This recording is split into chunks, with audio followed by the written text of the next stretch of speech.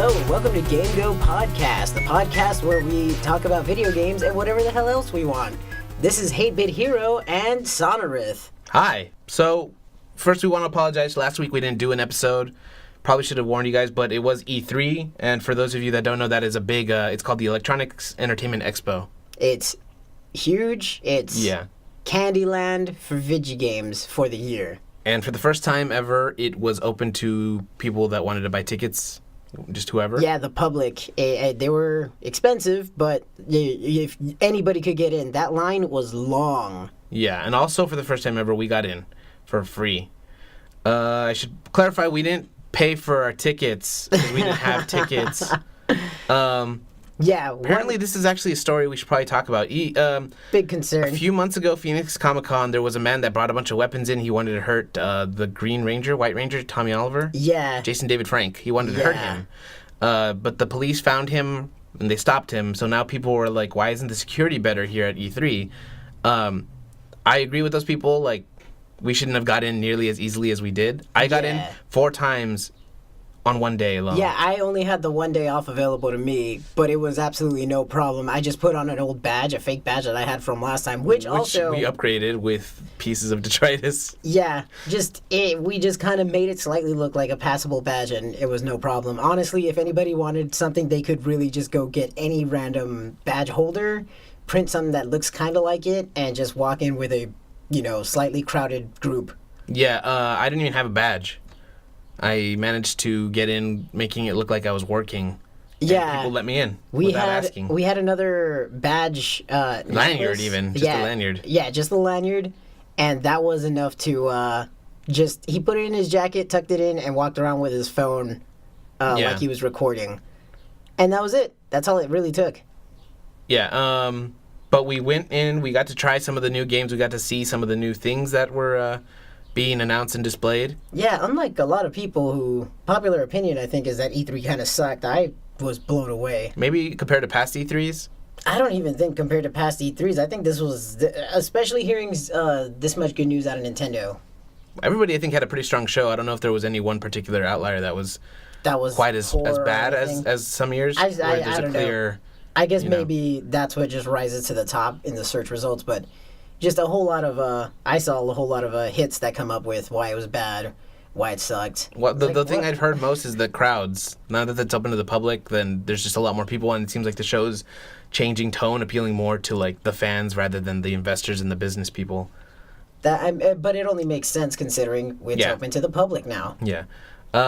Anyway, so for news, we actually did go to E3. We had to try some games like Super Mario Odyssey. That's the hot ticket. Oh, man. It's just great to see another serious main entry. 3D Land was 3D World, was a little bit. It was fun, but it was definitely more of like a 2D, 3D-ish. It just felt like 3D Land too. Yeah. And 3D Land was amazing, but I didn't really want more of that as opposed to something that was as epic as Galaxy the 1 last or 2, Galaxies. Or Sunshine or 64, which this is definitely in the vein of. It's harkening back, and it's doing a lot of classic stuff. It's this next title is freaking amazing, man. There were like 60 Switches out there for people to try it on. There were a whole lot of machines at the booth. The booth was amazing. This whole New Donk City, the whole thing that they had up, plenty of machines. I went to the E3. I got into the E3 with where Breath of the Wild was being last year. Yeah, where they had that was like the theme of the whole booth, and that was a long line. You had to be in line to check it out, or at I forgot what time, but it was way late into the show that they would allow just whoever to walk in and try. Oh no, I'm sorry, no, the last line was shortest. It was like a 10-minute wait. That's weird. Just everybody had already tried it, and I was like, later there. Yeah. And the line was pretty short, probably maybe like a 2-3 minute wait. So I was like, okay, cool. No, I get to still try it out. Awesome. How was it compared to what the finished result? You get to play the first 15 minutes. There weren't any noticeable differences? It's the same. Okay, it's so the same thing. If it's the same with Mario, then I don't think anyone's going to be disappointed. There were 2 levels to play into, kingdoms. There was Metro Kingdom and yours was just called Desert Kingdom? I don't remember what it was called. I meant to look it up before. It was not that. Anyway, but it was a desert-themed world, yeah. Metro Kingdom was a city, New Donk City, with the citizens, the New Donkers, as they're called. Yeah, that's a weird name, but okay. Well, New Yorkers, New Donkers. I'm not gonna take it away. You can use your hat to capture things. That's a pun, capture. It's the big new feature of this game. Yeah, your hat is possessed by something, and its name is Cappy. You can throw it on to, like, bullet bills, Goombas, people that don't wear hats. You can take over someone's body in the game. You basically have the ability to possess objects and things, just about anything that doesn't have something covered on its head. Yeah. It's pretty amazing. It invites a lot of exploration. Just like you see something, let's throw the hat and see what it does. The hat itself also expands on your movability, your maneuverability. There we go, your maneuverability, and it's pretty great. It offers a couple of moves. It acts like a platform for you to bounce off of and expand your jump. Where there might not be something safe to jump. Basically, it allows you a double jump out of it. Yeah. Mm-hmm. And they said it's a sandbox game, but they think the word in Japanese they used specifically means like a densely packed garden or something. And it's the world the world is pretty big, but there's also just so much to look at and do in each world.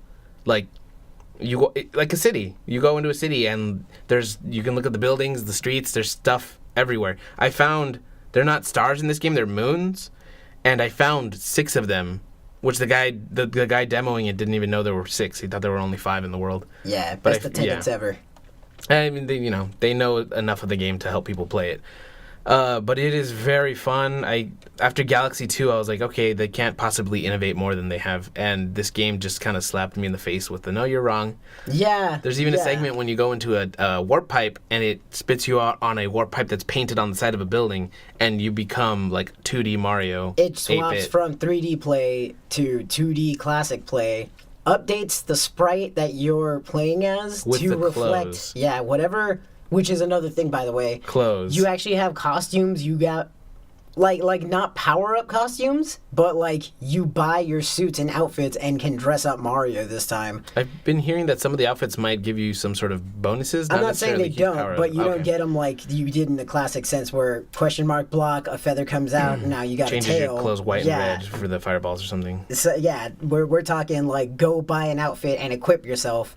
It not to the level of like you can level them up, maybe not that we know, but it's a demo. We wouldn't get a huge in-depth look at it. I'm trying to say that it's not like it's gonna be Zelda. Yeah, but yeah, as far as we know. Pretty you tried freaking the awesome. Desert area, right? Was there anything cool about that one specifically? I'm sorry, but I wanted to finish with that saying that they're reflective in the 2D. That you see, the outfits you wear, yeah. The sprites, every outfit that you have has a sprite reflective of it in 2D when you jump into the 2D walls. Yeah, you got and a those fedora. segments go so seamlessly. It's not a different level. You don't load the camera's into just it. focused on the wall while you're running along it. Kind of It's link between worlds. Yep, that's what I was gonna say. That's it. It does it just as smoothly. Does it right there and then.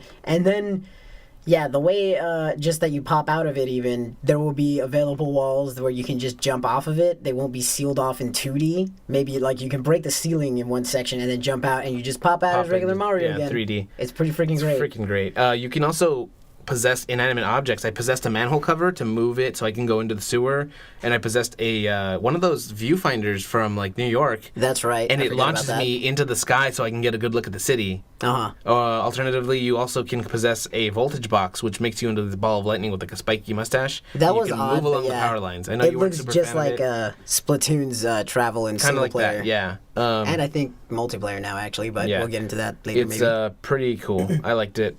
I'm definitely gonna buy it when it comes out. That's definitely it sold me on the day game. one. I want it. Yeah. Oh, I got a Switch by the way. Now I don't know that I mentioned that last podcast, but yeah, I finally got me a Switch thanks to my sister who helped front the money first. Great times. It's freaking awesome. Got ARMS. Got Mario Kart. If you guys have a Switch, get my friend code. Get my friend code. We need to play all together. It's fun times. So you played the desert level. Desert level was pretty freaking great. There was a weird mix of ice. It's the desert. You'd expect it to be hot, but there's a bunch of icicles all around the place. Like glacier kind of stuff. Yeah, Mario will much like Link did. That they like to show off. He'll shiver as well and reflect some of the that's cool. I didn't see that. environmental. Yeah. If you're standing still, especially when you don't have your hat on, like, I guess they kind of does the level thing. There was one point where in his regular clothes, he was still shivering with everything on. Because they threw it at a piranha plant. The piranha plant ate the hat. Oh, yeah. And then he was asking for help, and Mario looked scared and worried. Yeah, but it wasn't that he was scared, it's that he was cold. That was great. The whole place has there's a town, like a Mexican-looking town. It's pretty great. It's all Dia de los Muertos themed. Like adobe huts and stuff. Adobe huts. You walk into the store. There's that scene where you can play the guitar with the other little skull people. It's freaking amazing. He's Mario Mariachi. It's freaking fantastic. Oh, I didn't even think about that. Yeah. He freaking starts playing the guitar right there in a sombrero and a freaking poncho. A serape. Because that's a serape. But and they're all some of the things are callbacks to previous games. He has a serape in a game. Oh, aren't all the outfits supposedly? I don't know if all of them are, because I know there's a football outfit and there's other stuff. Which one was the serape one, though? Don't quite remember. I know there's a P-Cross game. Yeah, that's where the adventure ones... Yes, yeah. Safari. It's pretty cool, and if you were a fan of Mario Through the Ages, this game looks like it's going to have a lot of callbacks. Speaking of which, New Donk City, the mayor is Pauline from Donkey Kong. Yeah. That's awesome. She's singing, like, the main theme as well. She's a Odyssey, singer. Yeah, it's great. Everything about this game so far has been great. The E3 area for Nintendo was great. There were all these enemies that Mario can take over, and they were all Marioized. So they had the hat and the mustache. Like, so there was a big old Chain Chomp, which is one of the first things I saw that has, like he said, the Mario hat on top, mustache. Got a picture with that. Got a picture with the tank, because there are Bowser tanks in this one, and Mario can possess that, which is freaking great. A bullet, like there were 2 bullet bills, I think, hanging from the ceiling that were Mario'd out with the hat and mustache. It is great just to see classic enemies with a Mario hat and mustache. Like, just that is so freaking fun to see. The theme was playing throughout the area too. Yeah. Occasionally it would change the lighting to make it look like there was thunder and lightning and rain. Yeah, those effects. I remember some of those actually carried over from the Zelda booth. Oh, okay, that's cool. That makes more sense there. There were buttons and stuff that you could press and light up and would activate. Yeah, like because the place was themed like New Donk City, everything had like an edifice, the face of an edifice of an apartment kind of building complex or something. Or the Crazy Cap store. There was the Crazy Cap store. It looked very metropolitan, like the world, like New Donk City. And yeah, there were doorbells you could find strewn across the walls. We found one, pressed it, things light up. Yeah, rainbow lights going everywhere. All of a sudden, we're hearing that like randomized item sound from Mario Kart. That was freaking great to see that. I waited like another 20 seconds and I pressed it again, spammed it, got it again. Actually, when I went back the next day, people thought they weren't supposed to touch it. I'm like, here you go. That's fantastic. Yeah, overall, it was a lot of fun. We got some stuff that I want to give away. Yeah, actually. I wanted to say before that, the attendants that were there. Yeah, they were dressed up in costumes. The biggest costume straight up were the most common ones, were the New Donk citizens. Zoot suits. They were zoot suits, and I don't know what to call the girl. Like, they were some kind of pantsuit for the girls, and it just, that was cool to see them all dressed up and telling you how to play the game and helping you out right there in New Donk City. It fit the theme of the booth. Yep, very well. And it also, there were also some of the attendants on the big screens, because we played it on the small docked handheld Switch. Yeah. The ones playing on the big screens some of them were wearing sombreros. Oh, I did not see them. Some of them had on the adventurer's hat too. Cool. The safari hat. Yeah. And I wanted it. It's like, how the hell do you convince one of them to lose, quote unquote? They need hats? Those. Yeah, I don't think they would have. The guy said that they provided the costume. The only thing he brought was the watch. Okay. So I think they would have fired him if he didn't. Man. If he lost his hat somehow. Any bit of it. You might have had to just take it if you wanted it. But they did give you a pin for playing, and they gave us hats, which I don't know if Hate wants to keep his, but I'm gonna give them away somehow. We're definitely giving away at least one of them, possibly both. But it's cool. It was oh no, we only have one hat to give away. I'm sorry. I got one the next day. Oh, you got another? Okay, all right. I have 2 pins. One's mine though. But awesome. The other one we can give away. So then, yeah, we have one pin to give away of Mario Odyssey. Actually, funny story why I don't have the first hat. Oh, yeah. Some guy just saw us walking by with them, and he thought they were really cool. And he's like, hey, can I trade you? I have these necklaces that I made. And they're Zelda necklaces. They're themed after the Sheikah in Breath of the Wild. They're like blue with the eye, and it looks really good. Yeah, it it's feels nice. Rounded out little like clear plastic On with black on a black like setting. Yeah, black background with the blue, the same chic of blue that you see throughout the game. I posted a picture of it on Facebook. You can check it out there, and we are going to give that away, at least mine. So keep an eye out for that. We're going to do our first giveaway. That should be cool. Yeah, and that guy, I forgot what his name was. He didn't even tell us anything. Website. We wondered if he sold them or what, but no, apparently just some weird wandering guy. I kind of, afterwards, I kind of thought about it. I was like, this is a little bit weird. They had a nice bag, so I'm wondering if he just gave them to like people nice that he people? liked. Yeah, I don't know. He doesn't sell them. He was just giving them to us. He better not hang out at parks. I hope not. Anyway. At least not in that context. We did try Knack 2 in Sony's area. Which is, by stark contrast, Knack 2 had like maybe 6 screens. And we got to play pretty quickly versus Mario had 60 and there were lines for all of them. Yeah. But Knack 2 was a lot of fun. You played the first one, right? It felt different? Yeah, I did. It was, I mean, the first one was solid, but not, groundbreaking in really any way. I loved the hell out of the art style. Yeah, it looks like a Pixar movie almost. Yeah. The animations, I generally just end up saying I like the story, but specifically, I liked the animation and the art style. The story was barely even a thing in that game. But, Knack 2 is going to improve upon the co-op play. Oh, man. Yeah, it's, that's kind of cool, considering there's not a whole lot of just couch co-op adventure games, Yeah. It's also online co-op, I believe. I'm gonna... We'll have to look into that. Yeah. Double check that. But at the very least, definitely local co-op. Which is great because there's attacks you can do together. If you jump in the air and do like a ground pound on top of the other guy, on top of your partner, they'll get launched up in the air. So it's like you can kind of combo those together over and over again if you want to just mess somebody up really bad.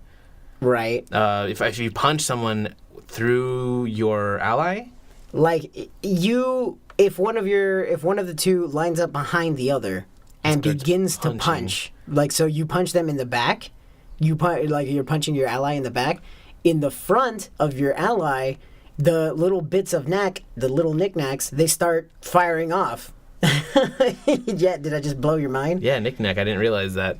So those little bits start going off. I called it the punching gun because I don't remember what it is. But yeah, he rapid fire punches your buddy Knack in the back, and those bits go flying forward, and it acts like a gun. Yeah, there's also a heavy punch that you unlocked. Well, that we unlocked through the little the combat demo. Yeah, it's freaking I'm pretty fun. sure those are one of the first levels, right? I think so. Yeah.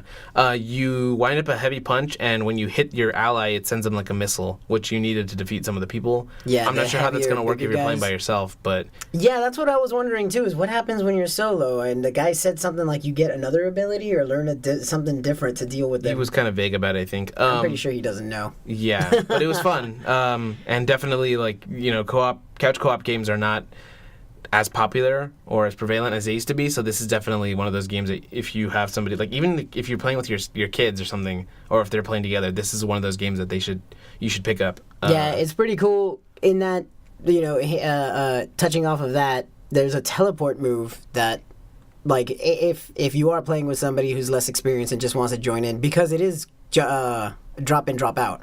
Okay, yeah. It's, the co-op is drop in and drop out, and let's say, someone just, stops by, whatever. They jump in, they play like crap, they just hit, I think it's L2, and they will always just teleport back to wherever you are, your position. So There's a cooldown on it, though. There is a cooldown, but it's not a detriment. It makes it not a problem to have somebody poor skill play with you. Yeah. They just hop on over to you within Especially a couple because seconds. the platforming segments got a little tricky in the demo we saw. The camera tracking was not bad at any point, but definitely, the classic whole thing with where co-op too, it stretches it can only stretch so much without showing you. There's only so much of it they want to show you. I also got to try Destiny 2, the opening mission. On PC, specifically. Okay. The line was so long. I think my friends waited 3 hours. Eesh. I left to try the Mario demo again and came back, and they were still like, all right, I guess I'm in line with you guys now. It's a lot of fun. It feels like Destiny, but at the same time, there's new weapons and abilities, so there was extra things to keep track of. It was fun, and I can't wait for that to come out in September. Not a whole lot more else to say since we did cover it pretty extensively a few episodes ago. Just E3 in general was so cool looking. There were statues of Like there's a Mega Man statue. I got a picture with a Mega Man statue. I got a picture with all the statues in the Mario booth. No, Yeah, not all of them, but most most. of them. I got pictures of them, and most of them with. You got a picture with somebody cosplaying. I forgot who it was, or a cosplayer. I don't. Maybe not with them, but I don't remember who. maybe you just called them out and said it was a cool cosplay. Yeah, I did get a picture. That was a little bit disappointing how few cosplayers there were. I think because this is the first time it's open to the public, there were. I don't know. Not the expectation. Yeah, I They guess. did have the booth girls before, like back in the 2000s early. Yeah. They got rid of that because it's kind of sexist. Although they did have I'm a still cosplayer. disappointed, but okay. There was a Spider-Man statue for the new Spider-Man game where he sits on top of a helicopter. Yeah, just chilling up there. That was cool. Which was part of their like presentation demo thing. Forza car stations, you could sit in like basically like a seat, like a car. Yeah, almost like arcade style. Like if you were at Dave & Buster's, like it Like was. Cruising USA you were or something. in like this terminal kind of thing. Yeah, it was pretty cool. Rabid statue. Oh my God, there's a DK statue. Well, That not, was way sorry. up in front. I saw both Ubisoft and Nintendo tweeting the crap out of that. I'm Yeah. pretty sure everybody already has seen it, but that was awesome. That thing is freaking great. It better not go into the trash within a year. Oh, right. Yeah. No, I saw gameplay of that, by the way, and it looks great. Not that Yeah. scene, but the game itself, it looks cool. You tried out that 3D painting? Yeah, thing? that was There weird. Was a couple it of was just random seemed other experimental. exhibits. You could swap between the brushes, and they're only like they weren't really they were items that you would be placing. So you could just sweep your arm and just leave a trail of cubes or something. Yeah. And they all added music to whatever you're listening to. Ah, I didn't know that. Yeah, I it was didn't cool, realize but that. it was prettier than it was anything else. Okay, you know. just a 3D toy. Yeah, like a tech demo. There was also that dome that had a really cool projection thing. You get in this dome, and it was projecting in a weird kind of 3D. You didn't need goggles or anything. It just... Well, because at the top of the dome was like layers that were going to be dropping to the edges of the dome, so it looked like you were like advancing through it. Ah. It was really cool. It was pretty sweet. It showed stuff from like I don't know some sort of Hindu stuff, the artwork. Yeah, I don't know where it was based from. There was a lot of boobs. A lot of boobs in Yeah. it. It wasn't like, yeah. Not really directly video game related, but just, something. It was a cool demo of Man, technology. E3, you just see a bunch of stuff. It's pretty awesome.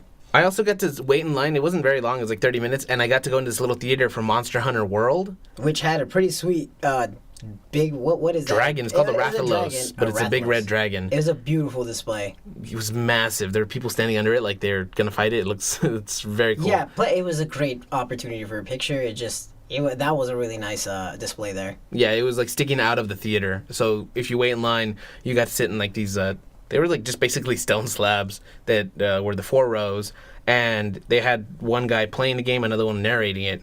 They said Okay. that it was like this is a unique experience to your viewing, but he went through the same basic beats. It's just some small stuff was different, and I'll explain why in a moment. But it starts off with him like saying, "Oh, you got to hunt this monster," which normally the game doesn't really hold your hand at all, but this one seemed to give more of an explanation as to what you're doing and how to do it. I hear that they're trying to be a little bit more approachable, or More newcomer friendly. yeah.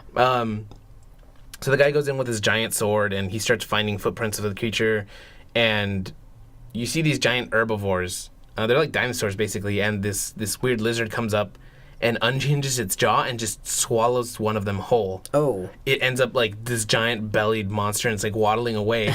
So you're looking for footprints. You're following this guy who is unrelated to what you're trying to do, and as you're collecting like evidence of this creature's of your target's like existence, like mucus and footprints, it's adding to this meter that helps you kind of narrow where it is, where it's like sleeping or hiding. So eventually you find the monster, and it's basically this T-Rex called an Anjanath or something, and he shows off like the things you can do to fight it. Like there's a hood you can wear that makes noise and is flashy, so it'll attract monsters to you. Okay. Not just the one you're fighting, because eventually he tries to get the one that we saw first to attack the T-Rex. So they start fighting a little bit, but it seems like the one is like trying to hide from the T-Rex. It's like it would. Right. It's full of food and doesn't want to fight. It doesn't want to die. Right. There's also an opposite where you're wearing a cloak. It's called the ghillie suit or something, and you're basically wearing leaves, and it hides you. Yeah. One raises your visibility to bring him up, one drops him to hide from him. Yeah. So he ends up leading the monster up these paths up to the top of like a mountain. It looks like a giant roost. And the Rathalos, the dragon that we mentioned earlier, comes by and just starts roaring at it, picks it up, and drops it off the tree or mountain or whatever, like a good 100-foot fall. Uh-huh. So then the guy playing the game, he jumps off after it, readies up this powered, like, charge swing attack, and right before he hits it, the thing gets up, and he hits the floor. Oh. He survives, but everyone was just like, oh my god, that was a very intense moment that, like, that could have been the end of it.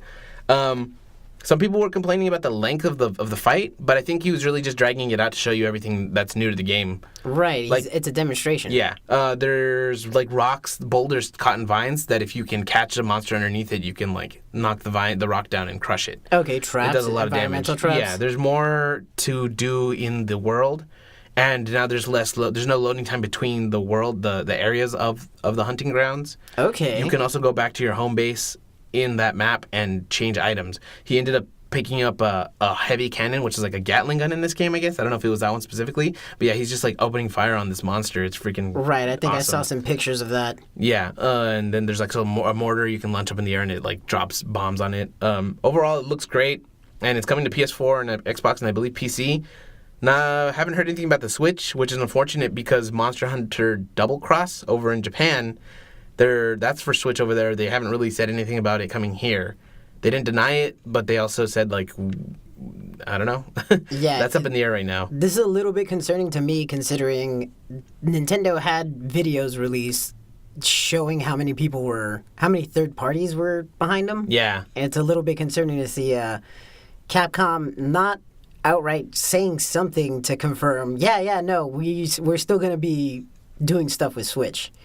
Yeah, hopefully that comes to this is because the Switch is perfect for Monster Hunter, as you can see from the release in Japan, like being able to play that anywhere and play with people on 3DS or other Switches. Yeah, it would kind of be dumb, I think, to not bring it here unless they have other plans that are, somewhere in between. It's obvious that Monster Hunter gets a lot of attention, praise in the portable scene. Yes, yeah.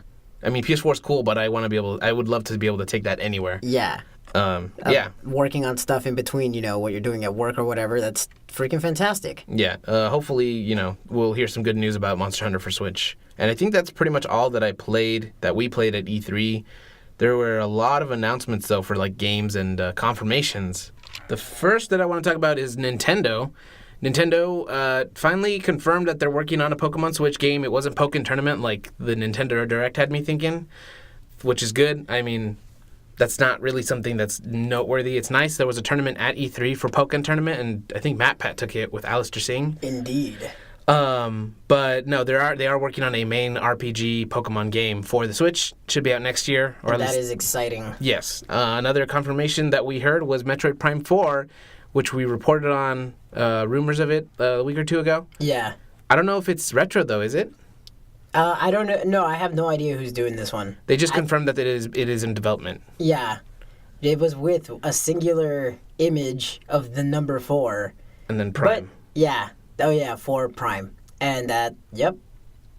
Another Metroid game that was a complete surprise is for 3DS, Metroid Samus Returns. Yeah. A remake of the Return of Samus, the original second game of the series. I heard good things from a couple of previews. I'm wondering how it honestly compares to that really popular AM2R. AM2R, another Metroid 2 remake. That one got shut down a while ago. I still acquired a copy, tried it out. That thing looks amazing, plays amazing. It better be worth having shut down something that was that good. It's still 2D though, right? That one, AM2R? That one was 2D. This one's going to be 2.5D. Yeah, they're going to be 3D models on a 2D plane.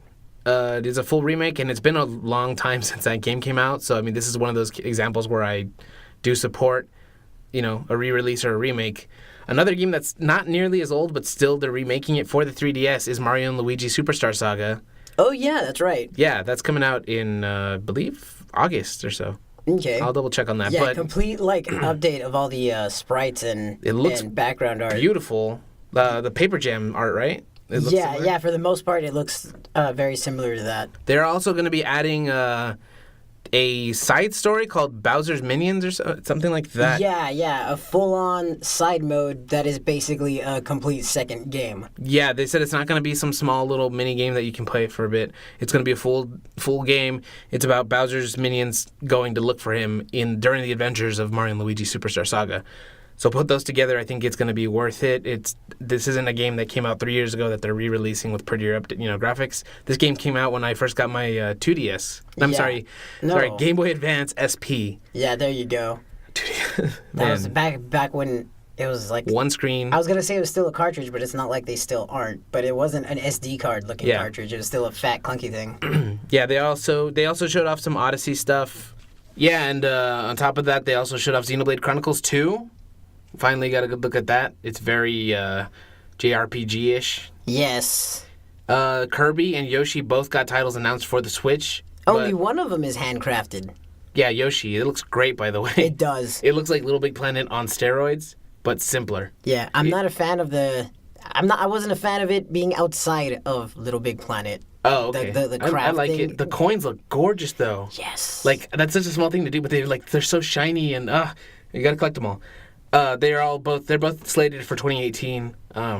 Much like Pokemon, it's kind of just like a far off, but they actually had something to show off for those two. They talked about the new Zelda DLC, not the one that's coming out in a few weeks. The second one, the separate story content is called The Champion's Ballad, and it's going to be story. The champions that connect to that control the Guardians in the Okay, yeah.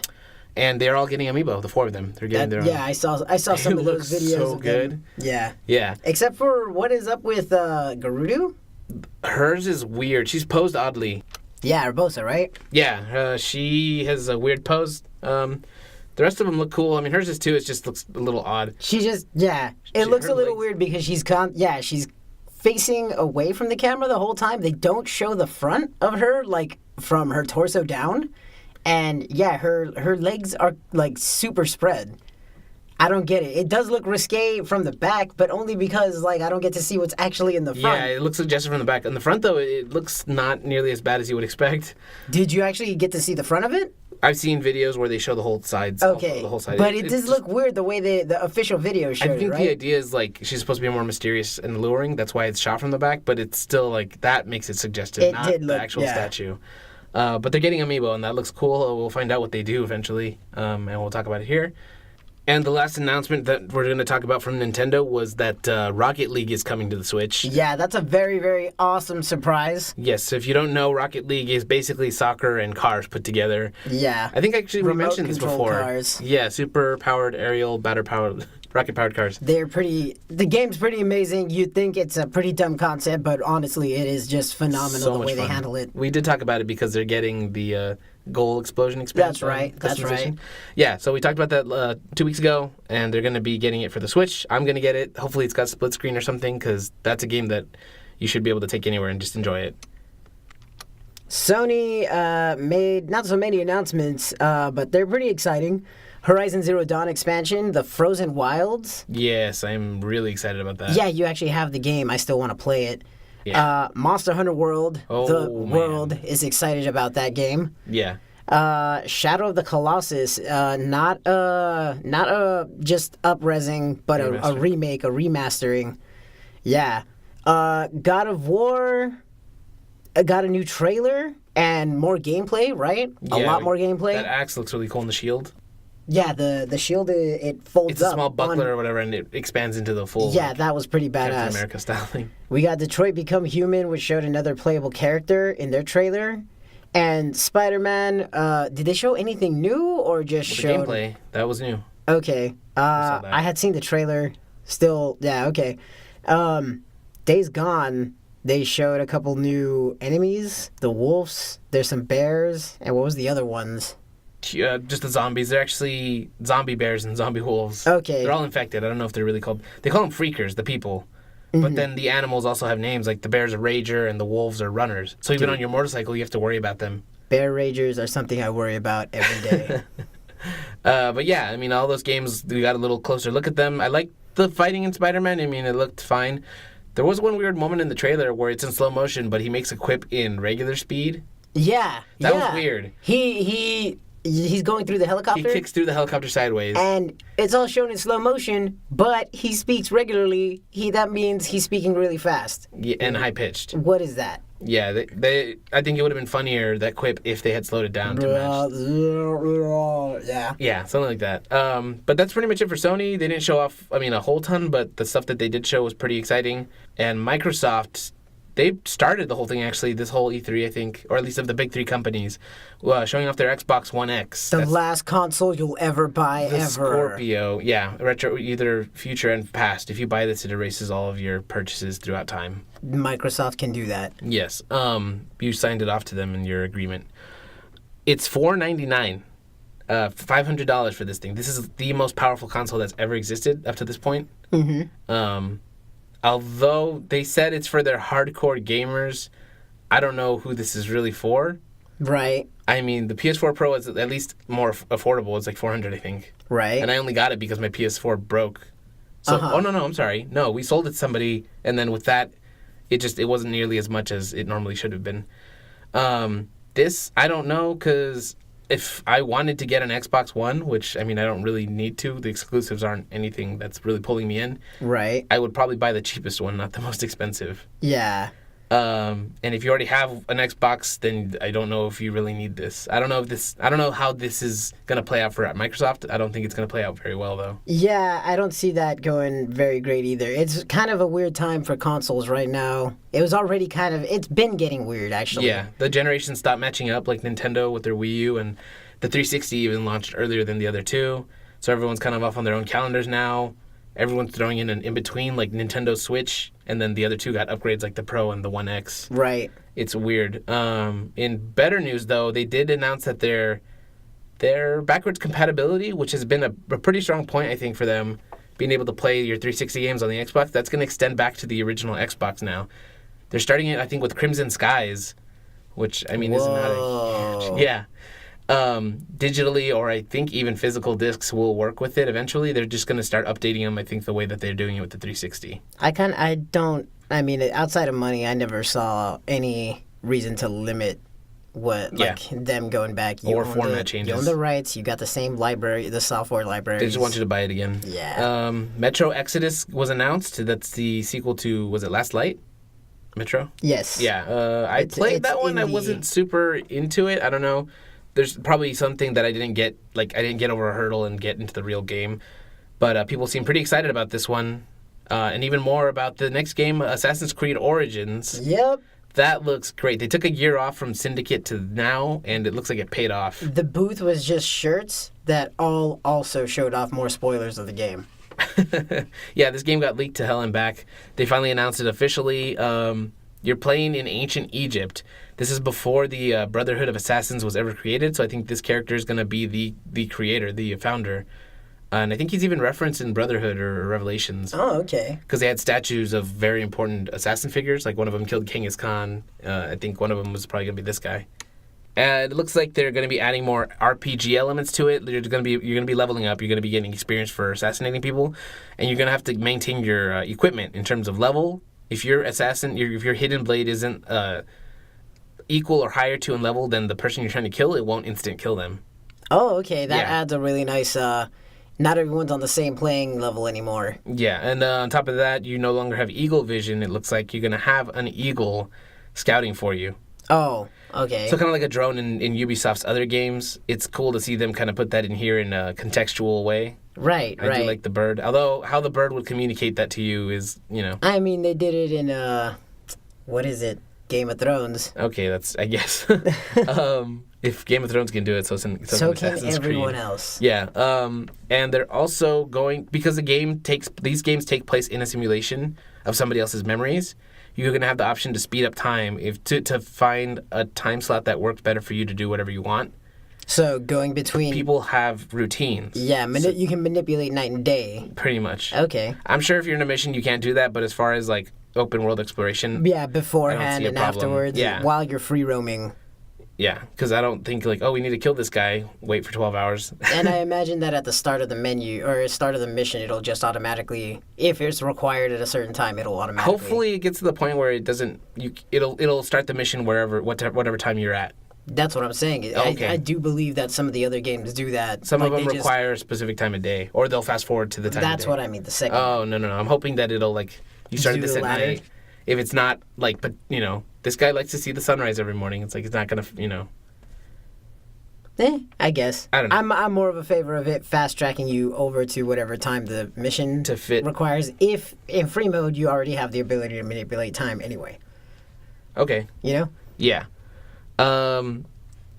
And where was I? Origins PlayerUnknown Battleground. That's coming to the Xbox One as an exclusive. Yeah, at first, They right? threw the word exclusive around a lot, both in speech and on the trailer for it. And they didn't use release a lot. Launch exclusive. Apparently, this is kind of up in the air, it seems like, but apparently this is just a launch exclusive. Eventually it will come to the PS4. Right. We'll confirm that when it's really set in stone, because it's, like I said, it's still kind of like just jumping around. It's upsetting to play with the words like this, because this is very that's just false advertising. This can be very obviously cleared up. It's like, yes, you're technically just exclusive, but you also know that you just mean a timed exclusive and nothing they're more. definitely trying to sell it that way. We already know That's what the so word shady. for that is time exclusive. So come on, you're not fooling anybody, guys. Nintendo did that too, but I don't remember with what. Anyway, State of Decay 2. That's a sequel to the first State of Decay. It's kind of like an MMO where you're building a village in a zombie apocalypse kind of place. The character you're using, if they die, they're permanently dead. Oh. You have to be another player from your village, another character. Uh-huh. And I think eventually you could deplete that village full of people. Oh, wow. So you have a finite amount of people. There, You can attract more survivors. And then depending on their experiences before the apocalypse, they'll be able to... That's what job or class they get?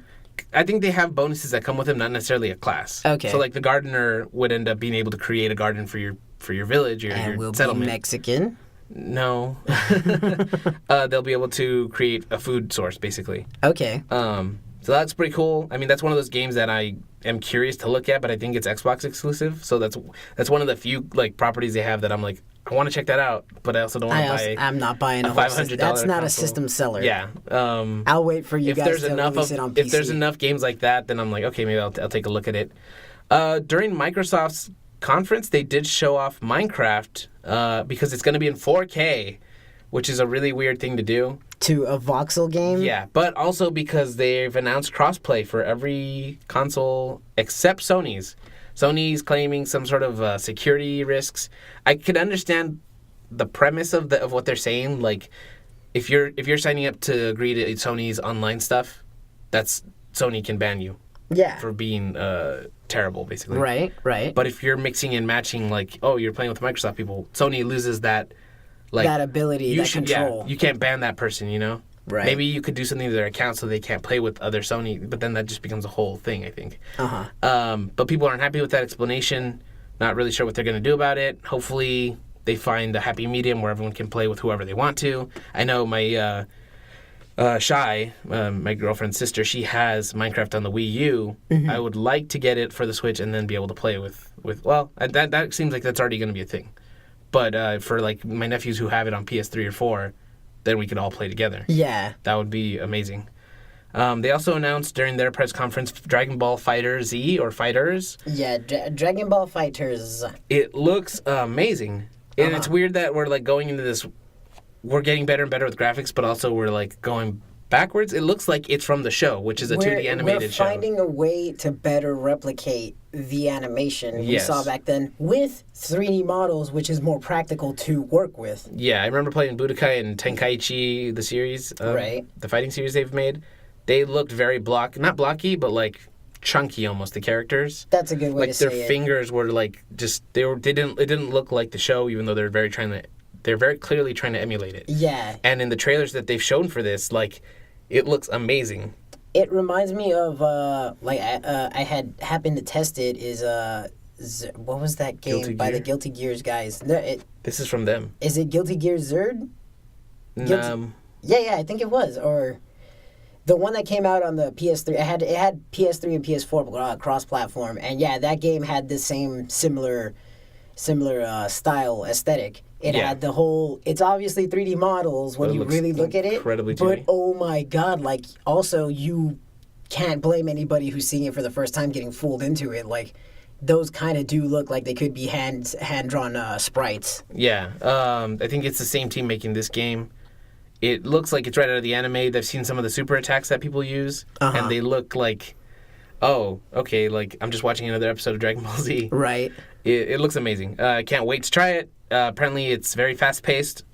Apparently, it's a 3-on-3. So if your character dies, it's not like Marvel vs. Capcom where the person who killed your character gets to set up another attack right away. Like you might see. No, that's the end of the round, and now the next person gets to fight. Apparently, the characters will clash with each other. Okay. Do like a one-liner, and then they'll split off, and then that's the start of the round. So it's a stylized, like, round. Okay, thing. that's Yeah, kind I'm of cool. excited That's for a that. nice presentation for the end and beginning of the rounds. They also announced the Darwin Project, which is another arena fighting survival game, like Players Unknown's Battlegrounds. Oh yeah.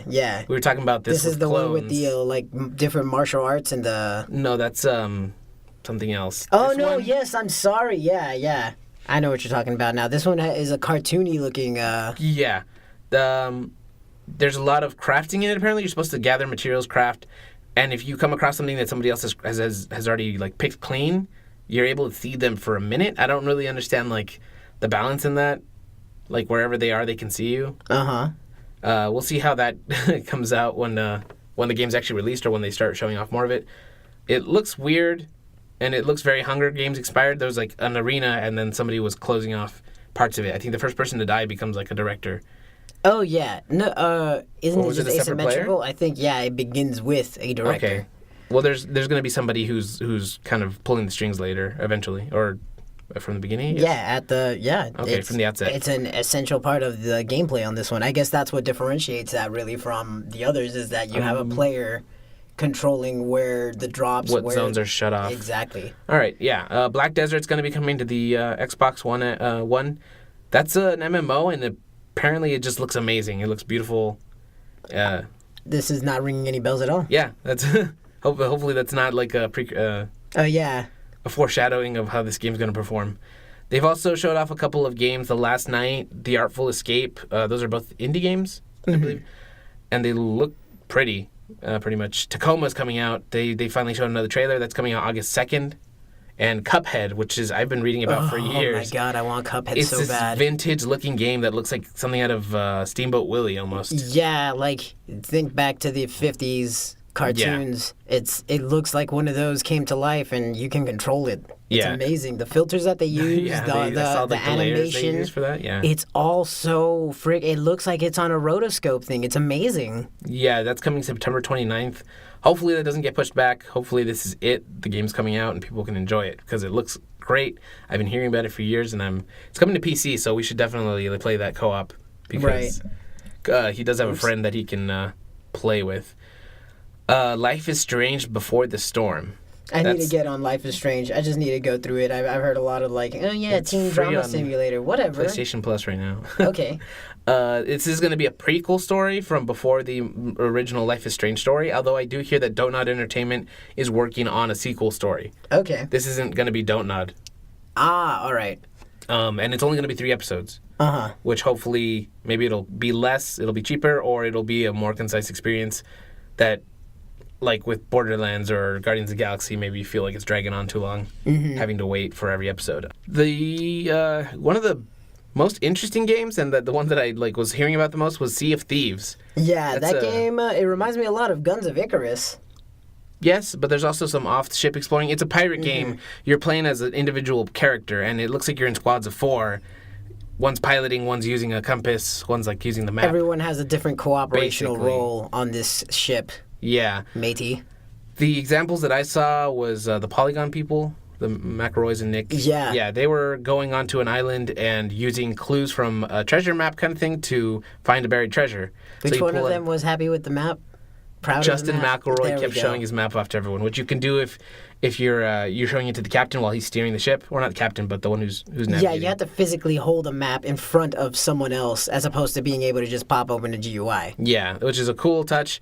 If you're on the island looking for the treasure, you find certain landmarks. I think it was a boar head shrine, a skull. Uh-huh. And then they had to take 8 paces. So if you pull your compass out and it says 8 paces northwest, you take 1 step at a time till you get to the treasure. Right. It also, when those things become relevant, or I don't think automatically, but you have tools that will measure those things as well. Yeah, when you're doing the compass, it'll do 1 step at a time. Oh, I'm sorry. Okay. Yeah, that's what I was saying. And then you have to work together to dig it out, or not necessarily work together, but it's a lot faster, I guess, if you have 4 people digging it up versus one. Cooperation. And then one person has to carry it back to the ship while the other 3 defend the person.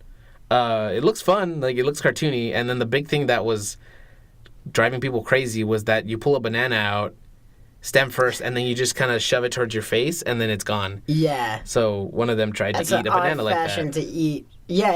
And then the company that makes this, Griffin they taunted Griffin to eat a coconut that way too. And he retweeted back, didn't he? Saying, Like, I'm not afraid of you. You don't know what I can do. Stuff like that. They're funny guys. So Sea of Thieves, that looks really fun. Hopefully it's on PC, which I think it will be. But they're saying like there's a lot of troll potential because I think Justin like crushed their ship into rocks. Right.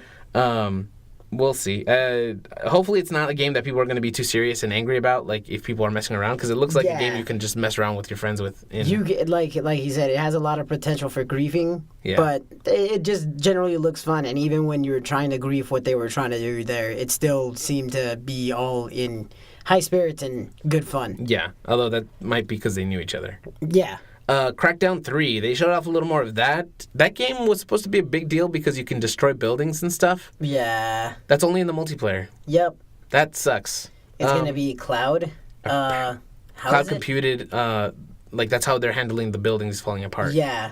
Hopefully it doesn't look great, but apparently it's a lot of fun. It feels intuitive and I heard the second one wasn't as good. I like the first one a lot though. Yeah, the second one, I mean, because they used the same map and added some things with that whole, the freaks. I think that's what they called them. Yeah. And it wasn't. It felt like DLC. It was just their way of getting into the zombie craze, and keep Crackdown relevant. And it seemed a little bit forced. It wasn't awful, but it should have been just cheap DLC. Yeah. Okay.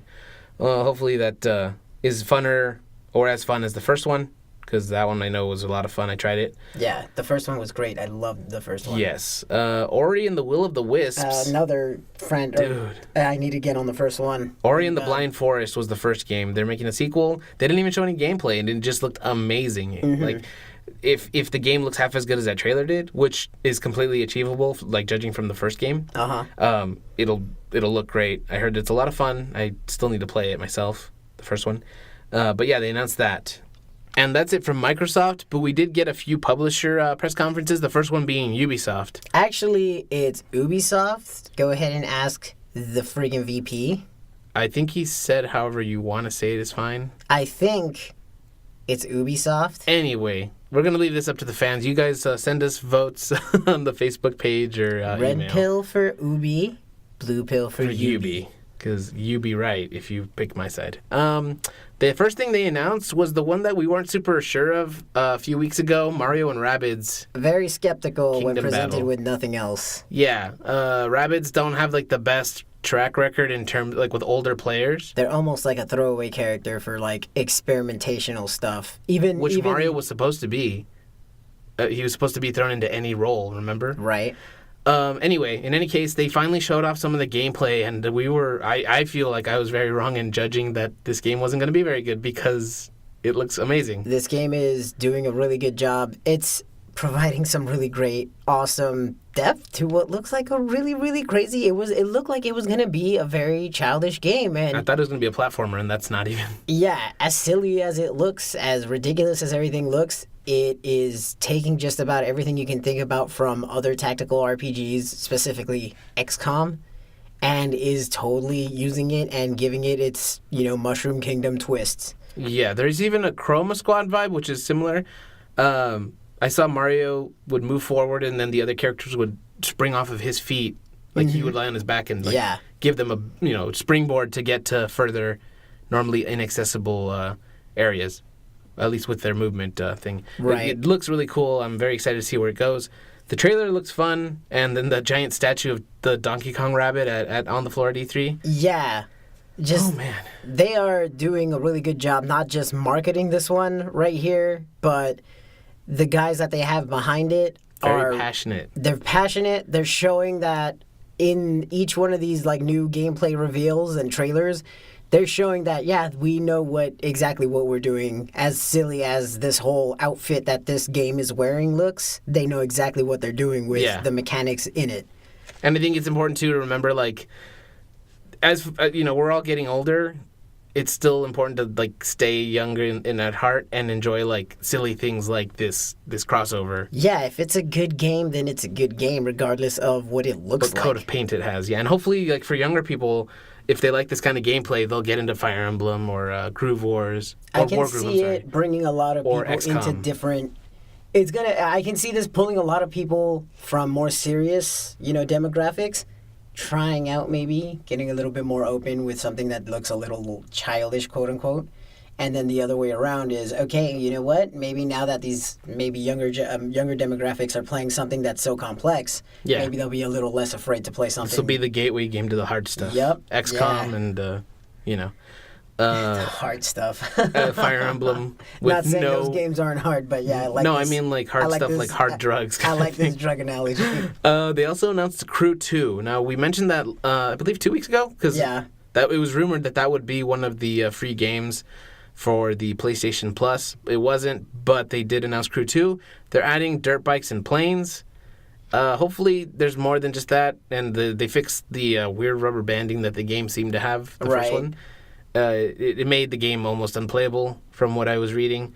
But yeah, I mean, if it looks good, I'll check it out, and we'll talk more about it when it comes closer to release date. It was a little surprising to see, considering the performance of the first Crew, that this got a sequel. But then again, that typically means, I think they saw what was wrong with it, and they know what to fix. And so, oh, wow, we were way bad there. Yeah, let's patch that up. What do you want to... No, I'm talking about that. Oh, them. Okay, I thought you meant us. No, we're fine. Everything we do is amazing. Yep, and you guys are listening to it, and that makes you a great person. Skull and Bones. That was a pretty... I don't know what to think about this one. It's basically it's Assassin's Creed Black Flag, only it doesn't have any of the pirate stuff. I mean, not pirate, assassin stuff. So it's only pirate stuff. Yes, your new shanties, which I know you seem to enjoy in Black Flag. Was it you? Yeah. There's new treasure. I think this one, they're adding multiplayer to it. There's 3 different classes of ship so far. Okay. One of them is at a close range where you're ramming into the other ship. Another one is a long range where you're trying to snipe them from afar with cannonballs and stuff. Right. Not sure what the middle ground is. Probably just like the standard play that you would see in Assassin's Creed. Okay. It looks... I mean, it sounds cool. Apparently the multiplayer, you're trying to get treasure between you and another crew or another group. And then at the end of it, pirate hunters come and try to mop everybody up while you're trying to get away. Okay. After the results come in. Yeah, come and scavenge. Hopefully that's good. That's a pretty awesome concept, considering like I was all for them trying it out, but then I kind of felt that this naval stuff was getting a little too invasive in the assassin. Yeah. Like I even wanted, I'm going to do a segment, Miss IP appropriation, the title pending. And Assassin's Creed is going to be part of it. That facet being a big focus, I felt it really took away from the fact that you're supposed to be an assassin. Now you're a pirate. Sure, you're still killing people, but it felt that you weren't so much an assassin anymore. Yeah, especially when you're assaulting a fortress with cannons blazing. Right. You're basically announcing your presence. I'm going to murder you, as opposed to you're supposed to be an assassin. No one's supposed to know you exist. Yeah. But I'm really happy to see something coming from a divergence. Yeah, that would be cool. Starlink Battle of Atlas was another announcement that Ubisoft made. It's basically Skylanders meets No Man's Sky, and from what I've seen, you're gonna hook up something to your controller, be it I think I saw PS4 and the Switch both used as examples. So hopefully that's coming to both of those. You have a ship, and then you add stuff onto the ship, and in the game that stuff will appear on your ship. This is a game I'd be happy with, like a random little grab bag thing that you can buy. Okay. Because when you get the right part, it's just going to be so much more fulfilling. Like if you know you need missiles or something and you get them, that's going to feel good. Right. That's all they've shown so far. It's a cool concept. I would love to see more gameplay of it, and we'll let you guys know more when they show more. And the big announcement Ubisoft had was Beyond Good and Evil 2. It looks very different, but damn, does it look amazing. It is a prequel, which sucks considering the first game left off on a cliffhanger. Yeah. And who knows if they'll ever get back to that. Beyond Good and Evil, I have no idea why. I really need to get a good look at this, but they're talking about like Destiny in regards to this game. What do you mean? As a comparison.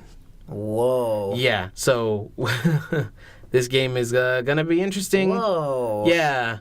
We'll see what it ends up being. We'll tell you more about it when we get more information. When we get more news, we'll let you know. And the last big... Oh, I'm sorry, not the last. Second to last. Bethesda. They, I think, had the weakest conference of the 6. They showed off Doom, Fallout 4, and Skyrim. They're all going to be getting VR. Okay. In Doom's case, it's called VFR. VFR, what's the F? Virtual effing reality, like the big F. Okay. Yeah, that's clever. That one, you use your left hand to teleport or like to warp forward, which is going to be a big part of the game because the original, well, the one they're basing this off of, the Doom they're basing this off of, you would do finishers and be jumping around a lot in the game. Yeah. So it looks like they're going to be doing that, which I'm a fan of. Hopefully it doesn't make people nauseous. We'll see, because VR is very tricky. Yeah. They also announced the Creation Club, which had people upset. Basically, developers can make mods and then sell them. And, you know, the whole point of mods is that you're messing with the game for free. I don't know how many people are going to be happy about this. We're not talking about AAA devs. We're not talking about... I think it said developers. I think that leaves it open. But we're talking about anybody. Anybody. Yeah, I guess. Okay. Hopefully... I don't know what to think about this. When we say developer, are we saying developer like Steam thinks everyone's a developer? It just said developer. Okay. I'm hoping it means like, oh, you know, a big title wants to put something in the game. Sure. They did show off the Dwarven crab armor, which brings us full circle from the horse armor. it turns the mud crabs into like dwarven creations or something. Okay. And if you remember, I think the mud crabs we're talking about in Skyrim. Skyrim, not I'm thinking Mirelurks in No, yeah, these are like the old. They look like the older Mirelurks from like 3, maybe. Okay. The first DLC I think ever was like the horse armor from Oblivion. But that's it was like $5 for just a cosmetic. Big deal. Yeah, it was bad. Were really like, holy crap! Like, this was a waste. I'm paying for a skin. Yeah. So it looks like they're coming full circle with that. Hopefully, there's good deal. You know, I don't know what people are gonna think is a good price to pay for what a lot of people expect to be free. What I expect, I mean, mods have always been like this kind of no man's land where you're kind of trying stuff out. Maybe it'll break your game. Well, yeah, I don't know. But they did announce for Switch, Skyrim for the Switch. With Link Amiibo. Functionality. Which it'll unlock clothes and the Master Sword, along with the Hyrulean Shield. Hylian, yeah. Hylian, yeah, not Hyrulean, I'm sorry. Yeah, that looks pretty cool, but Link, I mean, the characters in Skyrim are, like, realistic to the point of being ugly. Yeah. So I don't know how Link is gonna look when that comes out. Zelda borrowing from Skyrim, that seemed to work out fine. But going the other way around, it looked really... Just seeing the outfit on him and the blonde hair, and it looked really awkward. I mean, yeah. There was some Joy-Con functionality in the game, too. It looked like shaking the left and right Joy-Cons would activate your left and right arms. Hands, whatever you have equipped. Yeah. I don't think it's as, like, obviously exclusive to that, considering, the motion control. Yeah, I don't think it's going to be like a one-to-one sword kind of fighting thing like Skyward Sword was. Right. I don't think anything ever will. Yeah. It looks like you just shake it and it activates it. Although I'm not sure what that means for spells that you can charge up. We'll see. Dishonored Death of the Outsider, that's a standalone story. Is it going to be a DLC, or is it its own game? I think it's going to be a standalone. Like, you don't have to have the second game. Okay. Yeah, that's really a smaller release. Yeah, and that looks. I mean, if you like the games, this is good for you because it's just a small extra chunk of content. The Evil Within 2. That looked cool. The trailer looked dope. I need to find the song for that. It was very, very well done trailer. One thing that concerns me, I didn't get a real good chance to play The Evil Within 1, but what I liked about the whole thing was that, it's coming back to its whole, Resident Evil, psycho horror, kind of slow, scary, more suspense than just a whole lot of action and jump scare. It looks like this game is like turboing. It looks like this franchise is turboing right the same way that Resident Evil was, because this does look a lot more actiony. But in that same token, because it's more supernatural, it looks like a lot more cooler stuff happens in this one, not just things mutating and being gross. Like a giant snake. Yeah, yeah. Or a giant plant. Or just a regular shark. Those aren't... I'm thinking of, I'm sorry, the first Resident Evil. You're talking about Resident Evil. I thought you were saying those were in... No. Okay. Although there was a scene... The first time you see a zombie in Resident Evil 1, it's eating somebody and then it turns because it notices you. And apparently they aped that scene for The Evil Within. It's the same director, so I mean it's not a, they're just straight stealing. And that game actually is coming out Friday the 13th. Yeah, pretty awesome. That's cool that they your marketing gets to take advantage of that. Yeah. Do you want to talk about this one or? Wolfenstein 2. The new Colossus had a pretty impressive booth that I didn't recognize from the skipped outside. over it. I didn't see the trailer before I saw it. And had no idea that booth had anything. It honestly, I don't know why I even had the thought that it's like, are they using Mafia 3 from last year? They're using some of this stuff again, but it's like, no, that doesn't make any why would sense. I don't know why I completely just skipped over this and didn't realize what the hell was actually going on from looking from the outside. But we just knew it had a long line. Oh, man. They were giving out strawberry shakes because in the trailer for it, there's a very, Inglourious Basterds-esque scene where, the main... I don't know the main, but there's one of the German leaders is, he wants a milkshake instead of milk, Christoph Waltz's character. Yeah. It was a cool trailer. It's very action-packed, and apparently the first scene of the first level of the game, you're in a wheelchair. Okay. Or unable to move, so you have to use conveyor belts to just kill Nazis. Oh, whoa. Yeah. I do want to mention one dumb thing that's come out in the wake of this game. People are mad that you're killing Nazis. Yeah. And I mean, when I say people are mad, I mean Nazis are mad that you're killing Nazis. Yeah. It's so idiotic. How could you possibly defend killing a bunch of Nazis? I'm sorry. What? I don't get what. I just stop. It's a game. It's a video game. It's a work of fiction. Shut up. And even if you were really killing Nazis, I don't know anybody would complain. Yeah, right? Besides Nazis. The game looks cool. I'm actually thinking of checking out the first one because I didn't realize how good it was or how much of a big deal it was. It just didn't appeal to me at first. Apparently the first hour is kind of like a slog, but after that it just takes off. Yeah. So we might be streaming that someday. But yeah, that was the big announcement for them. The diner was cool. It looked just like the diner in the trailer. And that's it for Bethesda. The last conference that we're talking about is EA. And Star Wars Battlefront 2. Yes, that looks pretty exciting. The story looks... I mean, people are impressed with how professional and not video game campaign-esque it seems. Yeah. So far. They're going to do away with their season pass that they had from the Battlefront 1, which was just a dumb idea already. Especially considering it's $60 for the thing. Yeah, it just, come on. You're already at a time where people are reacting positively to the free model, and things are going that shouldn't even be a big deal. It really shouldn't. It's you already have the DLC pre-planned. Yeah. But yeah, it's great that they're going to do that with this one, so it looks like it's getting more of the Overwatch and more of the what Nintendo is going to borrow from too, and just offer the free updates as they keep going. Yeah. It's going to cover all eras of Star Wars. Yeah, they showed off characters and heroes from all the different ones. And clone troopers, which I think is my favorite era just because of how minimalist. The droids are tiny, but they're also a threat. They're little stick figures, but they'll kill you, Yeah. And then the stormtroopers all had I remember in Battlefront 2, the old one, they all had different markings based on what class they were.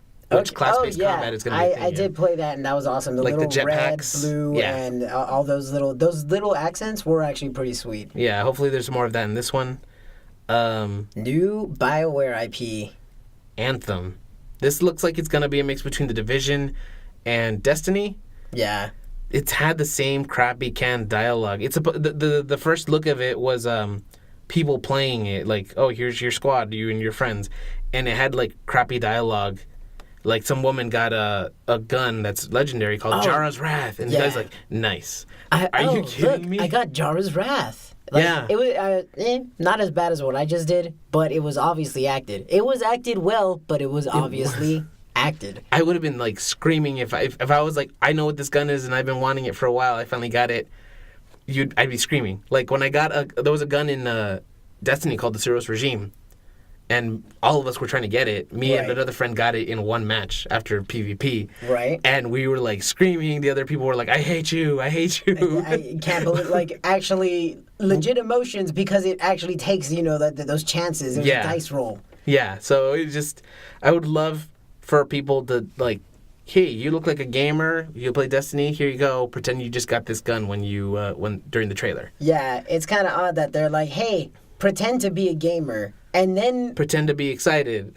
and it's. Have you never very legitimately seen somebody excited over something like this, or like you can obviously tell that whoever directed that segment doesn't really know what an excited gamer looks like. Yeah. And anybody who could possibly get attracted to that depiction of what gaming is obviously has very, very poor cognition of what they and their friends look like to everyone else. Just tearing them down, huh? This is stupid. This is going back to when I remember those advertisements for the game school where these guys are like, yeah, we almost got all the bugs in the game. That's not a fucking thing. There's never been a finite number of problems in anything. And even when you think something's perfect, something else breaks. Going to come up always. There's no such thing as a perfect game. And there's no such thing as like a quota or finite amount of bugs to find. Yeah. So it was like the dumbest, like this is so But then sad. even the way they're saying that, it's like, yeah, we're shipping this with bugs. Have fun. Yeah. The fact that they were still talking about everything, like, oh yeah, we're almost done with level 2. I just shook my head so hard. Anyway, the game itself looks really nice. You get these exosuits called javelins, which are like Iron Man armor. When the main character's friend dropped in to play with her, he literally dropped in. He did the Iron Man like superhero landing that they talked about in Deadpool. The whole fist on the floor. Yeah, and then rising up. Yeah, there's apparently several suits that you can get, and they're all like you can personalize them for your playstyle. So that looks like it's gonna be cool, but Division looked cool too, and then it just wasn't very engaging. Yeah. And then there's one character that can like float around like she's psychic or something. It looks cool. I'll try it if it continues to look that way. Mm-hmm. But after Anthem, not Anthem, sorry. This is Anthem. After the Division, I'm going to be a little more guarded about that. Right. And it kind of sucks to begin with because the first thing that they start out is saying that how new and different this is going to be, and right off the bat, comparisons to games that didn't even come out too long ago. Yeah. So it's kind of okay, whatever. Okay, this is this year's iteration of that last stuff. This isn't something completely brand new. Although, like with how Andromeda turned out in the public eye, hopefully this is where they're putting all their A team, you know? Okay, I got you. So, yeah. Considering what we got out of that IP, this better make up for it. Yeah, it was enjoyable, but yeah, it was not up there. Let's make faces. A Way Out, co-op Prison Break. This looks so I'm good. super excited for this. This is from the guy that made Brothers, A Tale of Two Sons. Kind of crazy to know that he hooked up with EA. Joseph Ferris. Apparently, they're like giving him all the proceeds for this, all the profits. They're paying for the game, and they're awesome. Also, yeah. I mean, I don't know, but they might be able to recoup their costs. But yeah, like here, have fun. This guy's a director from Sweden. He made like 5 or so movies, and then he's like, "How about a game?" And Brothers was great. When Brothers came out. Yes, and then this game, it is only split screen. I took this to mean that you would be couch co-op only. You can play online, but there's still going to be split screen. Right. Because it's very important to know the information that the other person's doing. The things that the other player sees, it's vital that when you're playing couch co-op, that you talk to each other and communicate like what you're noting around the room. Yeah, he actually said the couch is like the third player because it's important to have that like dialogue. There's moments where you're going to rob a gas station and you guys one of them has to take the gun. And so you actually have to make that decision together. Yeah. You could both just hit a button, but that would mess up what is intended. You both need to know what the plan is right there and what you're going to, because you're going to also say something right after or act on it. Yeah, so it's important that both players know and agree on who's going to take which action. Yeah. And then he said that there's a lot of segments where they'll introduce something to the game to only use it once. Yeah. Like this brawling mechanic that apparently is supposed to be kind of a reference to Old Boy, I think. Oh, that's right. There's a hallway fight, and apparently the fighting system that they use is only used for that part of the game. Uh-huh. And he said, like, normally that, like, developers wouldn't want to do that. Like, oh, that's dumb to just use it once. Mm-hmm. But it looks like this guy's getting his way. Hopefully that makes it for a great game. He seemed a little cocky, but, I mean, after Brothers, I think he has the right to be. Right. Hopefully this isn't, like, a sophomore slump kind of thing, and this game looks great, so hopefully it's as good as it looks. Mm-hmm. I'm excited about this game. Me too. Battlefield 1. They are getting night maps. Yeah. I think I don't know if that's different maps at night or if it's just night variations of the current maps. Mm-hmm. Either way, that's going to make for a different experience, considering you're always in the daylight, and snipers, that's very dangerous. They're also going to be doing a Russian expansion, and hopefully that adds a lot of maps. I haven't seen hopefully a lot. I just realized. Yeah, maybe cut down on that, hopefully. Hopefully I will. There'll be more content for players to go through. I had fun with it for a while, and then it just, my squad all fell off of it, so it's getting harder to just go back to it. And their sports games, Madden and FIFA 18, they're going to continue their new tradition of adding stories to the games. They tried that in FIFA 17. Let's go back. No, I know what I said. In FIFA 17, they had a story mode. They're adding it to Madden and the new FIFA. Or FIFA's continuing it, okay. yeah. Where you're following one player. I mentioned this to my brother. He brought up a good point. In FIFA, you're playing as one character, but in Madden, usually you control the whole squad, or you're controlling the very key players of that, Right. So I'm wondering if you're going to be able to play somebody who's just blocking for the quarterback. How's that gonna translate? Yeah. Or how's it gonna translate if you're just a running back and you have to go along and try to get the right. stay open?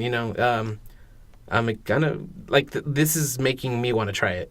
Okay. Because it's taking what you think and kind of putting a personal spin on it. But yeah, those were the big conferences.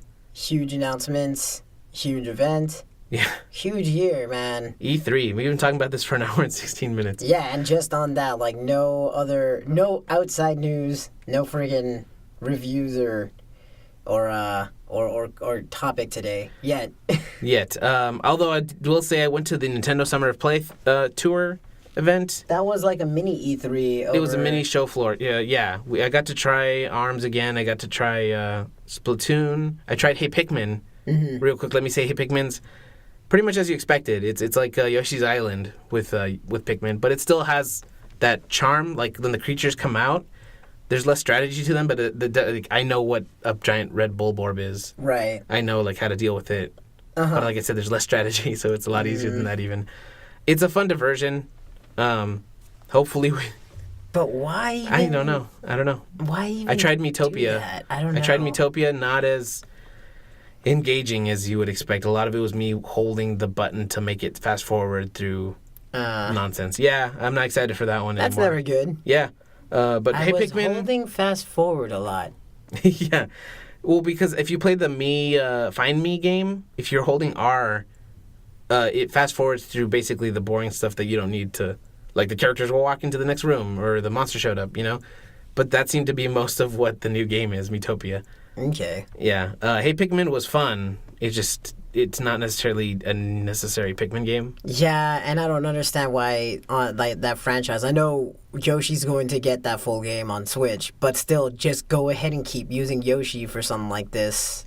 Yeah. I want to see more of Hey Pikmin. Maybe there's some levels that are definitely going to be intuitive or innovative and kind of carry that Pikmin spirit a little more. Yeah. But so far, it was just kind of fun, not necessarily Pikmin fun. Right. Yeah. All right, so we're going to go right into our what we've been playing, our little reviews and overviews kind of thing. This is a weird episode because of E3. The first day was the day we usually start recording. Yeah. And then, thereafter, work, exhaustion, this week kind of screwed us up, but next week we'll be right back on track. So most of this episode consisted of what we saw at E3. Yeah. And we're just going to do this miniature kind of review on Guardians of the Galaxy Episode 2, the Telltale series. Yeah, that was fun, but it's definitely got flaws. It seems like their B team was the one working on this. Yeah, I didn't even know Telltale was big enough to have a B team, but I guess after these many titles, it makes sense. Yeah, I mean, because they're doing... I think they just finished The Walking Dead. They're doing this one. Is that it? Okay, hopefully they can. Right now, hopefully they can put all their attention on the last 3 episodes of this one. Hopefully, there definitely were. What's the word? You could see the seams.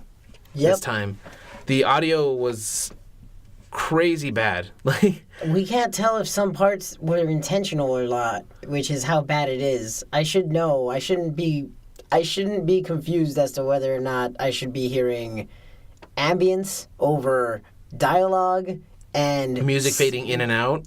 Music at all. Like, it just, the first episode definitely seemed to have a better, just leveling, sound mixing. Yeah.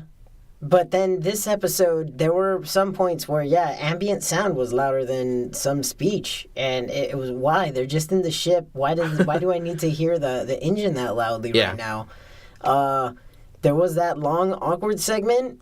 Yeah, there's a big action scene near the end. Peter puts his headphones on, which in the first episode, he does the same thing and music kicks in. Yeah. This is what makes it really weird. He puts his headphones on, and there's no music the whole segment. And it at times there's action, like laser shots or whatever, or grunting, punching. And then other times they'll be jumping over something, and it's just quiet. And it's like, there should be music here. I didn't notice it until H8Bit here mentioned it. Yeah, what made it super awkward even, what makes it feel like it's a problem, like some kind of bug, is the fact that there's not even ambient sound all of a sudden. The same ambient sound that was way too loud to hear over, all of a sudden everything is awkwardly radio silence. Like, all you hear are some sound effects and some dialogue during, like, while grunting attacks, whatever. Yeah. It was really weird. It was really bad. Yeah. And the humor and the animations didn't exactly get a whole lot better. There were some jokes, like, I thought Drax was really funny a few times. Mm-hmm. Like, he tackles a robot or a hologram or something, or he tackles you because of a hologram. Yeah. And because he let you get hurt in the first episode, he's like, I protected you. Everybody saw that. Like, he's just, I protected you. That was me doing a good job. Like, he was so happy and satisfied with the fact that what he considers him doing, like, a favor. There's a segment with Groot where you have to push two buttons at the same time. So you're like, hey, Groot, can you push this one for me and I'll push this one? And he's like, I'll just do them both. Like, why do I need you? Uh-huh. You're like, oh, okay, cool. But there were some parts where it just, again, fell flat. I think, was it this one he was dancing in and it looked really weird? Like, his hips were jerking back and forth, but it didn't look great at all. Actually, we played Tales of the Borderlands 2. The character jumps over a dumpster, and it looks way smoother than anything we've seen here. On the other hand, though, the emotional stuff with Rocket... Yeah, okay, that is why these games are popular. I don't understand why that level of quality doesn't carry over to every aspect of this game. Yeah, because that part was so sad, and I was like, oh my god. Once you switch to the Rocket portion in this story, the quality suddenly jumps right the F back up to what...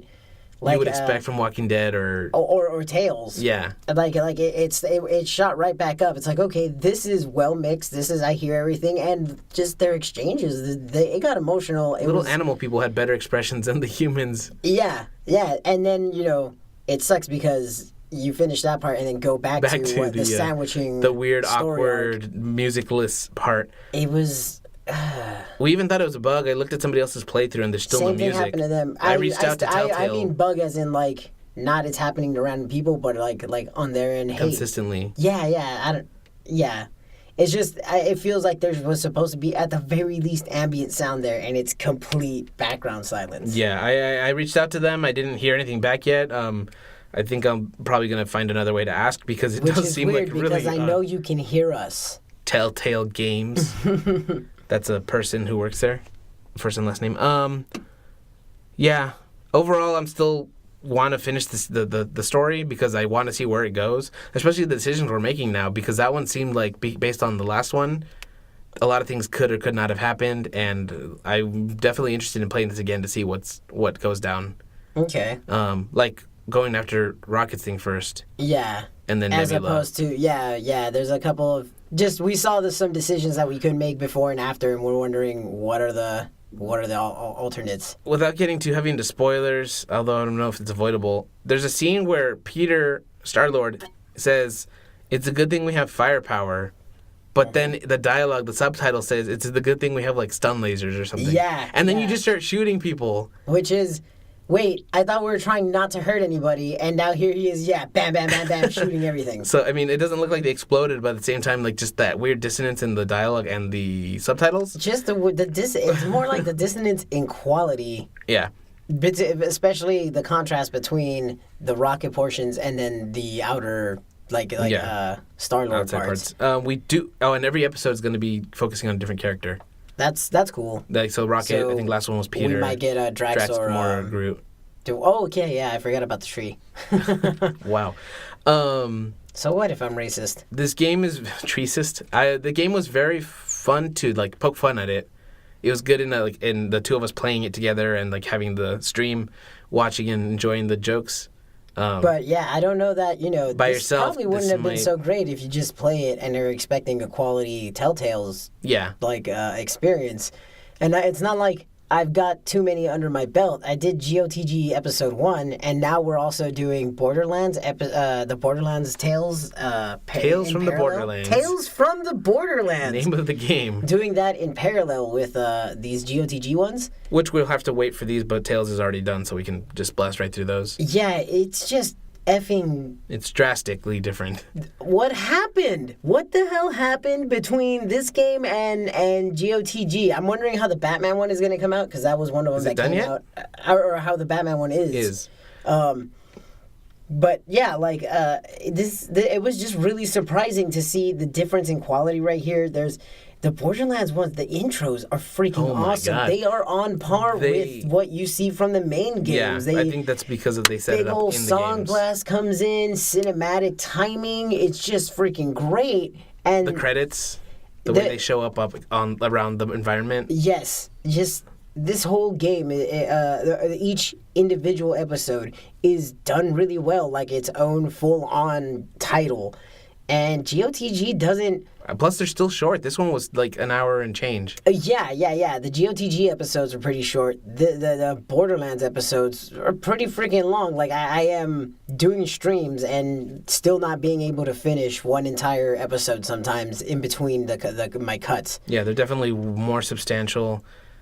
Like I said, I hope it picks up. I'm still enjoying Guardians of the Galaxy, but again, it's because we're just having fun, like poking fun at it and having the conversation between the people watching and us. Considering how big, it was showing up everywhere, and Disneyland even has its whole thing that they're going to do Mission with Breakout, it. yeah, that's already started. All of that, like, how is this getting this, like, treated this poorly? This Telltale's thing, and it's not like a Telltale's game is just kind of a background thing anymore. Telltale's is kind of a bigger deal. They're on the forefront now. Yeah, like the name Telltale's. It like means when they announced something now. Batman, when they announced Guardians of the Galaxy.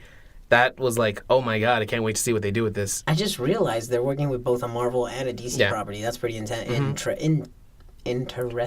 Yeah. It used to mean something. This, I feel, is going to harm their brand eventually. If it doesn't drop pick in up. quality? For this one, yeah. Unless it gets better drastically. Like I said, like the emotional stuff was great. I don't know why. They can clearly handle humor. Judging from Tales from the Borderlands. Yes. And especially some of those scenes in Guardians of the Galaxy with like Drax or Groot, they're funny. But then other times it just like, it's awkward, and if somebody did that, you would think they'd learned how to act just watching TV or something. I remember somebody saying something, I forgot which reviewer it was, but they're mentioning that it's extremely obvious that these people recorded the lines in separate segments. They're not riffing off each other. Exactly, like some professional VOs do. They're actually like, here's both actors are in the room, not in the same booth, but they're doing it together, one after another. Yeah. They can actually have a dialogue. Yeah. Whereas on these, it's very obvious that it's canned and it was one after another. Yeah. Actually, they did the same thing with Kung Fu Panda, the first one. Did they? Because of the Furious 5, everyone was a big, Seth Rogen, Jackie Chan, Angelina Jolie. Right. They had to Busy do their schedule. things separately. And that came out fine. I mean, obviously, that's a much higher budget, but you'd think that, like... it can be done. It can be managed. Yeah. It's kind of disappointing, but again, I'm going to see this one through to the end. Maybe this is on the speech director, on the vocal director there. Yeah, I don't know. And it just seems like a lot of little things that are kind of dragging this one down. It feels very amateur-y. And they left it on a very big cliffhanger. Mm-hmm. There was a blinding light at the end there. Yeah. And I'm not a fan of those. Somebody pointed out, like, it's worse when you know that the character knows something that you don't yet, and you have to wait until... instead of sharing it at the same time. Yeah. Right. Because they even say something when the light goes. I'm the protagonist. I am the main character. Yeah, I'm supposed to know everything they do. There's not supposed to be a disconnect. Yeah. I'm hoping it gets better. Even if it stays at this point, at least we'll have fun joking about it. Mm-hmm. I hope. Do you think it's worth the money? Yeah. Do you think it's worth the $20? Right now, the $20 it's not a full title, so it's like, okay, I guess you guys are okay with what I'm getting, but I'm not over here going to be praising this game either. I'm not. Yeah. They're not going to be getting very positive press from me at all. Like, yeah, this game, you can tell there's just a lack of quality, maybe even some effort, or maybe it just seems incohesive with them wanting to do the whole comedy thing, but then there's the timing and pacing. It's just awkward, and I thought we were over this. Yeah, but we also have been playing Tales from the Borderlands, which has been it's so weird. Like I said, this game is a lot better. It just all the cinematics are better. People don't seem so awkward. There are still some of those moments where, they kind of look robotic in their rotations and turning and things like that, but it's way less than in Guardians. Then way less frequent, way less obvious. If something is on screen, it seems like they're very cognizant of like, okay, we can't have that thing in focus do anything funny. And so far nothing has. Yeah. It's pretty it just seems better handled. One last thing about the Guardians thing. There was another one of those time echo puzzles, but it's back in the first area that you used it the first time, and it seemed kind of like a waste to go back to that area so soon. I was telling during the stream, I was saying like this would have been better to come back to in like the third or fourth episode, to kind of call back to that first one, not immediately go back. In the second episode. Yeah, that was kind of lame. But anyway, Tales from the Borderlands just seems like they raised the bar. Well. This one's before Guardians of the Galaxy, so I guess they lowered the bar at some point. Yeah. But this is better in just about every way. And it's funny because Tales of the Borderlands is based on the Borderlands series, which usually has more crass humor. Right. And we're not seeing a lot of that in this. Yeah, it's still sticking fairly family friendly. It's got the occasional, very violent act. It's Borderlands. Yeah. But it's nothing like, here's the hut that we used to poop in. Right. Don't masturbate in here. Yeah. Considering the source material that they have is way more foul, violent, and even vulgar, they're not going to for the most violent. What? The grenade in the mouth, remember? Yeah, and that it was just a power trip fantasy. Yeah, like. Then there was the rocket innuendo, which is about as quote unquote foul as they'll get. Zero. Moxie makes a joke about having a long, hard something durable or strong something for her when she gets back a reward. Oh. And then he even says the word phallic reference or yes, innuendo. I think is the line he says back. So I mean that just seems like the worst of it. So it's not the fact that like they have more to work with here. It just seems funnier in general. Yeah, it was. It's kind of bizarre. I want to think that these are both from the same company. Considering that this is new and definitely, obviously because it's newer, there's more. You can just do better. You would think that you're improving as a whole, but this seems like, again, like the B team was like, all right, we have to do this one. You guys you kids are okay, like on your own. Do I have to watch you guys? Grandpa's gonna call. Okay. Gonna drink now. Yeah. If I had to give Guardians of the Galaxy a number, it'd probably be another 7 out of 10. I'm against numbers. Yeah, well, just, It says H8BitHero. Right? 6 or 7. Tales from the Borderlands, I think, is more 9 or 8.5. I'd give Tales of the Borderlands, I'd give an 8 because it's not like it's got a whole lot of problems, but it's far from a perfect game. Yeah. And Guardians of the Galaxy, I'd probably give it more of a 6, just maybe even a 5, considering some of the. There is no point in a professional title where if I should be questioning whether music should be going on or not. There's no point that there's just I feel too many issues in that one to give it anything higher than a 6. Yeah, on the bright side, you can kind of like not doze off. It's more lenient in the information they give you in Guardians. Like you said in Tales, you have to pay attention a lot more. Like, it's more densely packed with information. And I don't know that is a good or a bad thing. Like, I didn't say whether or not it was a good or bad thing because it's more like this is a game. it's more relaxing, I think, not having to be like absorbing all that information. Right. Like, you know. But yeah, Tales is great. I'm looking forward to finishing that one with you together. I'm looking forward to watching Guardians of the Galaxy improve, hopefully. Yeah. I think that's going to do it for us this week. Yeah, a whole lot of talk about E3. Again, sorry that this is not full-on news episode. Like we said, just enjoying E3 last week took a lot out of us. Yeah, and me especially because I went both days. Well, 2 days of the 3.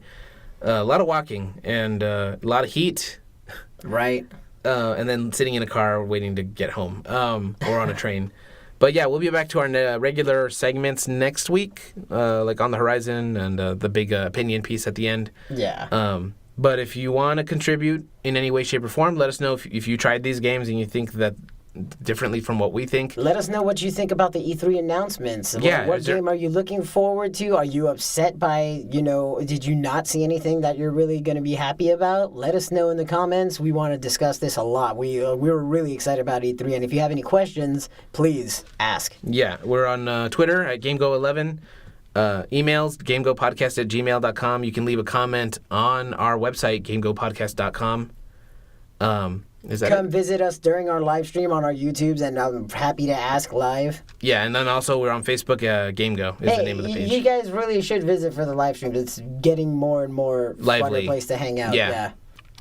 Well, this has been GameGo Podcast, the podcast where we talk about video games and whatever else we want, which is basically E3 2017 this time. Yeah. Thank you guys very much for listening. This has been H8BitHero and Sonorith. Yep. Thank you for listening, guys. We'll see you next week with our regular programming. Yeah, see you guys. Make sure to stay cool and beat the heat.